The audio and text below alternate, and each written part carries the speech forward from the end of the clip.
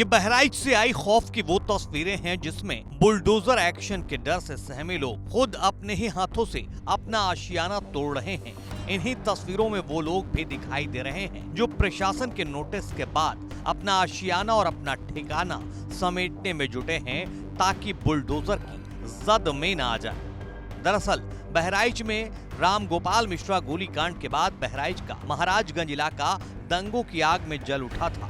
जब हिंसा की आग ठंडी हुई तो प्रशासन का एक्शन शुरू हुआ। पीडब्ल्यूडी की तरफ से आरोपी अब्दुल हामिद समेत 23 घरों पर अतिक्रमण का नोटिस चस्पा कर 3 दिन की मोहलत दी गई।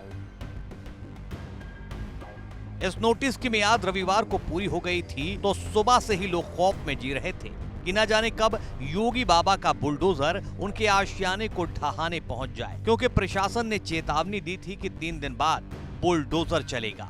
लेकिन अब मामला देश की सुप्रीम अदालत में पहुंच गया है। बहराइच हिंसा के 3 आरोपियों की तरफ से याचिका दायर कर तत्काल सुनवाई का अनुरोध किया गया है। याचिका में कहा गया है कि बुलडोजर एक्शन पर रोक के सुप्रीम कोर्ट के आदेश को दरकिनार कर यूपी सरकार सजा देने की भावना से ये कार्रवाई कर रही है। सिर्फ दिखावे के लिए कार्रवाई से पहले नोटिस जारी किया गया है। लोगों को अपने पक्ष में बात रखने का ठीक से मौका तक नहीं दिया गया।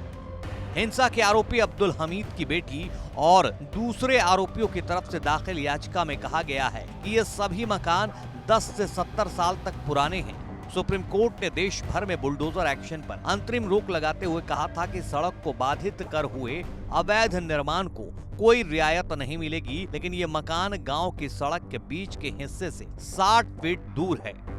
याचिका में कहा गया है कि प्रशासन ने 18 अक्टूबर को बहराइच के महाराजगंज महसी इलाके के 23 मकानों में नोटिस चिपका दिया था। हालांकि नोटिस में तारीख 17 नवंबर की लिखी गई थी। लोगों को 3 दिन का समय देते हुए 20 नवंबर को बुलडोजर एक्शन की बात कही गई, जबकि कोर्ट कह चुका है कि किसी पर अपराध का आरोप लगना उसके मकान को गिराने का आधार नहीं हो सकता।